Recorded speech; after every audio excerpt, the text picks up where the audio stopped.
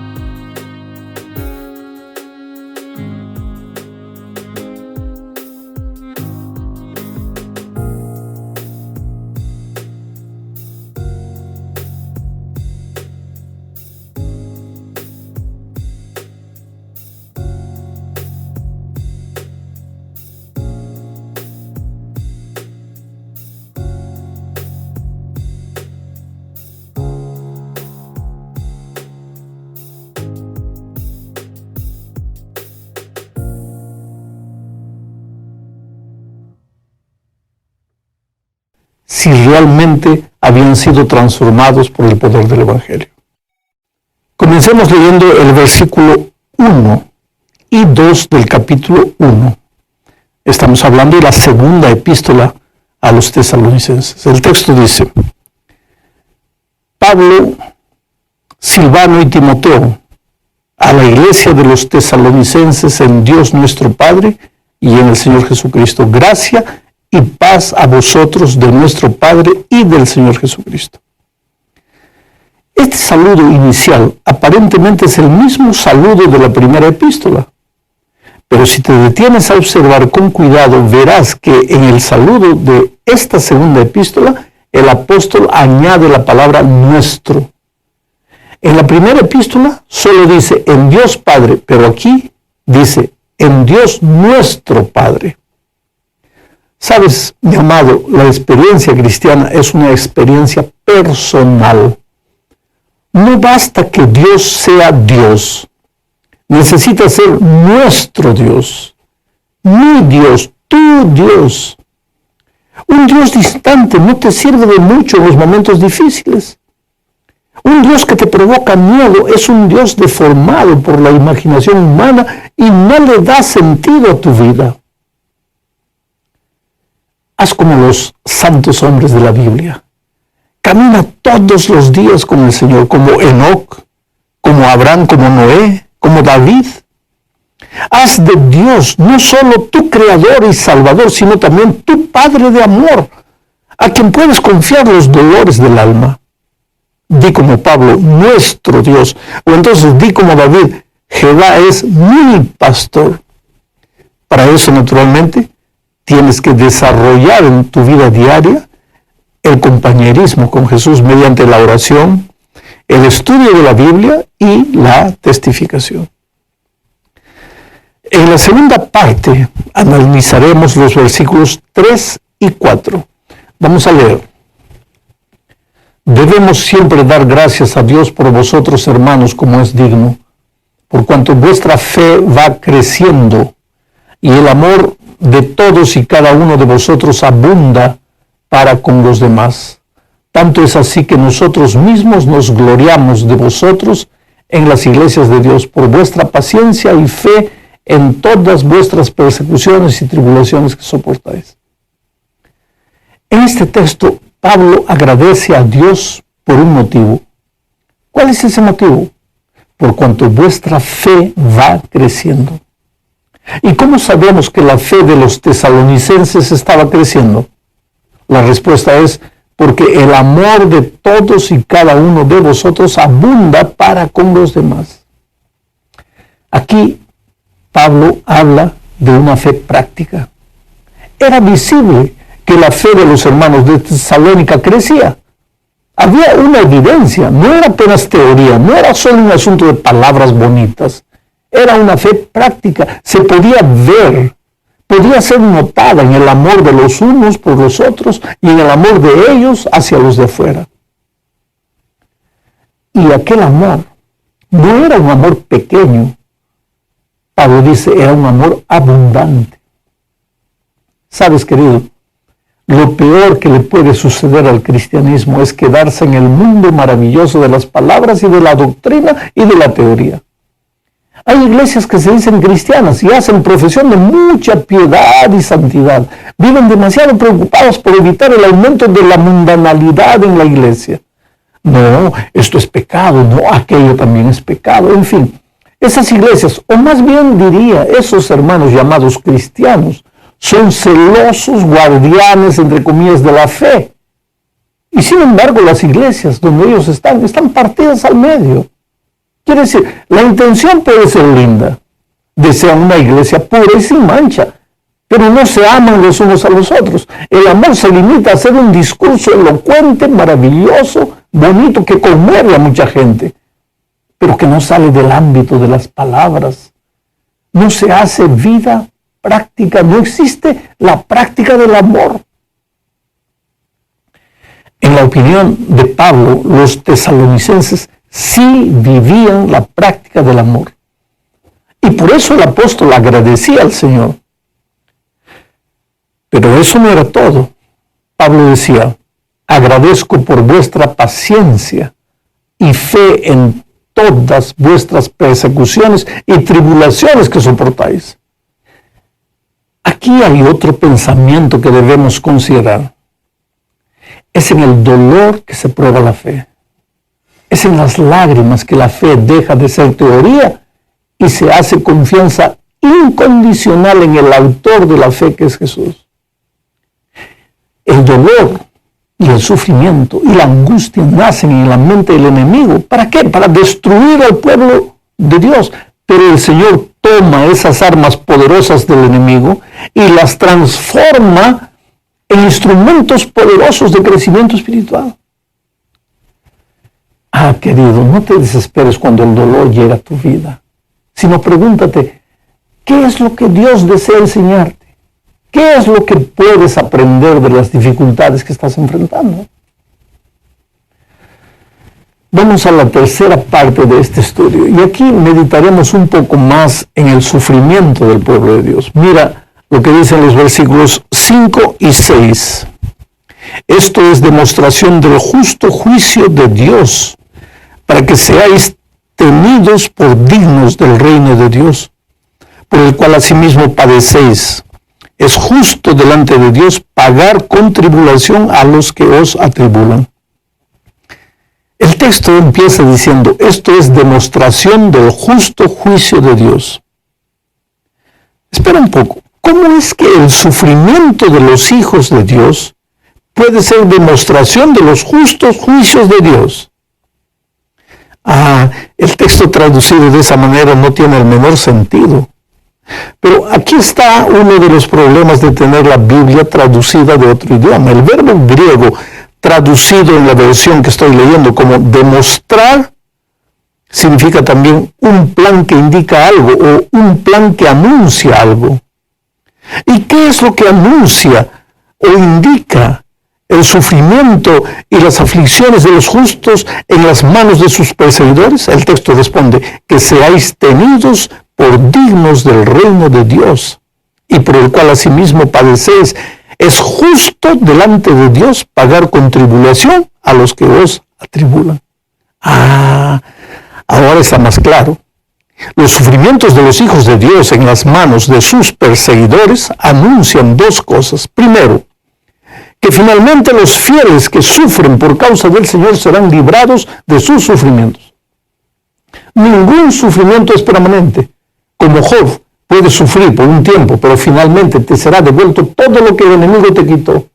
No desanimes, no abandones las filas, no vuelvas atrás. Ningún dolor en el momento es motivo de gozo, dice Pablo, pero espera y confía en el Señor, porque la noche oscura que estás viviendo llegará al fin y verás el sol de un nuevo día. Pero hay un segundo hecho que indican los sufrimientos de los hijos de Dios. Y es que es justo delante de Dios, dice Pablo, pagar con tribulación a los que atribulan. Esto es animador, pero también es didáctico. La venganza, querido, es del Señor. No quieras vengarte por tus propias manos. No importa lo que te hayan hecho, confía en Dios, porque Él pagará con tribulación al que te atribula. Deja la justicia en las manos de Dios. Pero hay más. ¿Quién es el padre de todas las tribulaciones? ¿En la mente de quién nacen todos los proyectos que te hacen sufrir? Bueno, aquí hay una profecía. Un día, más pronto de lo que tú imaginas, el enemigo va a tomar su propia medicina. Un día va a caer sobre su cabeza todo el dolor y la aflicción que Él trajo a los justos. Por eso Pablo dice que tu dolor se proyecta hacia el justo juicio de Dios. Vamos ahora a los versículos 7 y 8. Estamos leyendo segunda a los Tesalonicenses capítulo 1, recuérdate. Mientras que a vosotros, los que sois atribulados, daros reposo junto con nosotros, cuando se manifieste el Señor Jesús desde el cielo con los ángeles de su poder, en llama de fuego para dar retribución a los que no conocieron a Dios ni obedecen el Evangelio de nuestro Señor Jesucristo. Estos dos versículos explican mejor el pensamiento que presentamos en la parte anterior. Aquí se habla definitivamente del día de reposo para los justos y del día del ajuste de cuentas con todos los que rechazaron la invitación de amor de Dios. Hay mucha gente que no logra armonizar el amor de Dios con la destrucción de los impíos. ¿Cómo un Dios de amor puede destruir a los seres humanos, aunque estos no hayan querido arrepentirse? Se preguntan esas personas. ¿Acaso Dios no es Dios de vida? Y yo te respondo, claro que lo es. Dios no es Dios de muerte, es Dios de vida. La muerte es el resultado de la rebeldía humana. La muerte, querido, solo apareció después de la entrada del pecado. La paga del pecado es la muerte, pero Dios es Dios de vida. Entonces, ¿por qué los desobedientes morirán en el día final? Es triste decirlo, pero ellos escogieron el camino de la muerte. Rechazaron las buenas nuevas del Evangelio. Persiguieron a los que buscaron a Jesús. Entiéndeme, por favor. Escucha bien lo que te voy a decir. Cuando llegue el día final, Dios destruirá al pecado para siempre. Del pecado no quedará ni raíz ni rama. El fuego consumidor de Dios caerá sobre el pecado y los únicos seres humanos que serán destruidos serán los que no quisieron abandonar el pecado. Aquellos que se endulzaron con la rebeldía. Allí, dice Pablo, se manifestará el Señor Jesús desde el cielo con los ángeles de su poder en llama de fuego para dar retribución a los que no conocieron a Dios ni obedecen el Evangelio de nuestro Señor Jesucristo. Veamos más acerca de los que se perderán aquel día. El versículo 9 dice lo siguiente: estos sufrirán pena de eterna perdición, excluidos de la presencia del Señor y de la gloria de su poder. Aquí se deja claro las consecuencias eternas de la destrucción del pecado. El pecado no se levantará por segunda vez. La cruel y terrible historia del mal habrá llegado al fin. Por eso hoy es el día de buena nueva. Hoy es el día de salvación. ¿Todavía no has tomado tu decisión en favor de Cristo? ¿Hasta cuándo postergarás esa decisión? Bueno, llegamos al fin de este estudio hablando de la gloria de Dios reflejada en la vida de sus hijos. Para eso necesitamos leer los versículos 10 al 12. Cuando venga en aquel día para ser glorificado en sus santos y ser admirado en todos los que creyeron, y vosotros habéis creído en nuestro testimonio. Por esta razón también oramos siempre por vosotros, para que nuestro Dios os tenga por dignos de su llamamiento y cumpla todo propósito de bondad y toda obra de fe con su poder. Así el nombre de nuestro Señor Jesucristo será glorificado en vosotros y vosotros en Él, por la gracia de nuestro Dios y del Señor Jesucristo. Hay un pensamiento que destaca nítidamente en este texto. Cuando Jesús regrese por segunda vez, su pueblo en esta tierra estará glorificando su nombre. Pablo dice, así el nombre de nuestro Señor Jesucristo será glorificado en vosotros y vosotros en Él por la gracia de nuestro Dios y del Señor Jesucristo. ¿Qué significa glorificar el nombre de Dios? ¿Cómo es que la iglesia le glorificará? ¿Apenas cantando y adorándole con emoción? Mira, lo primero que necesitamos entender es lo que la gloria de Dios significa. ¿Qué es lo que significa la gloria de Dios? ¿Qué es la gloria de Dios? El espíritu de profecía dice que la gloria de Dios es su carácter. Dios espera que su iglesia refleje su carácter. Al fin de cuentas, el pecado desfiguró el carácter de Dios en nuestra vida. Y Jesús vino a este mundo para restaurar la gloria perdida de Dios y reproducir en el ser humano el carácter del Padre. Lo dejó todo allá en el cielo y vino a este mundo de miseria y de dolor a pagar el precio de nuestra restauración. Por eso la única manera de reflejar su carácter es por su gracia maravillosa. Es buscándolo todo día y pasando tiempo con Él todo día. Vivimos en los tiempos finales de la historia de este mundo. Oh querido, Dios te ama y te llama, pero el tiempo se acaba. Te voy a contar una historia. Una noche oscura, un taxista encontró en la calle a un adolescente atropellado por alguien que se había dado a la fuga. El muchacho estaba muriendo. El taxista paró el carro, recogió al niño, vio que estaba entre la vida y la muerte, y comenzó a pensar, ¿qué hago? Si yo lo recojo, van a decirle a las autoridades que yo lo atropellé, pero por otro lado, si lo dejo aquí, el muchacho se muere. Entonces su amor pudo más, y sin pensar en las consecuencias más, agarró al muchacho, lo colocó al taxi y salió corriendo, buscando un hospital. A más o menos 100 metros del lugar encontró una clínica particular, paró allí, y el hombre de la clínica dice, oye, tiene que dejar 5,000 reales en el Brasil de caución para poder atender. Pero yo no tengo el dinero, sí, pero y otra cosa, ¿cómo sabemos quién atropelló? No. Coloca el dinero, da un cheque, una tarjeta. Sí, pero yo no tengo el dinero. Y el hombre insistía y no le dejaban entrar, y el muchacho muriendo en el taxi. Entonces el taxista no quiso discutir más, dejó todo ahí, agarró el taxi, salió corriendo, demoró como 15 minutos para encontrar otro hospital. Recibieron al muchacho, pero el muchacho ya estaba muerto. Entonces empezaron a buscar a los padres.